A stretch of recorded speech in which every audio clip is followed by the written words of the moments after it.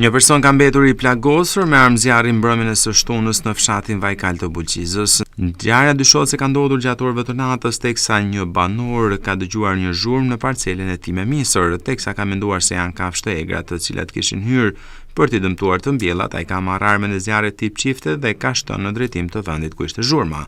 Në deklaratën e saj për mediat, policia e Dibrës tha se 51 vjeçari me inicialet AQ, duke gjuajtur me armë gjahu të cilën e mbante me leje në drejtim të një kafshë të egër, ka plagosur aksidentalisht shtetasin NB 57 vjeç banues në fshatin Vajkal, i cili ndodhej duke vaditur në tokën e tij. I dëmtuari është dërguar për të marrë ndihmën e parë në Spitalin Bashkiak të Buqizës e më pas është transportuar për mjekim të specializuar në Spitalin e Traumës në Tiranë, ku mësohet se ndodhet jashtë rrezikut për jetën. Policia ka nisur hetimet dhe pritet të zbardhë rrethanat e vërteta në të cilat ka ndodhur ngjarja, ndërsa ka proceduar penalisht shtetasin AQ.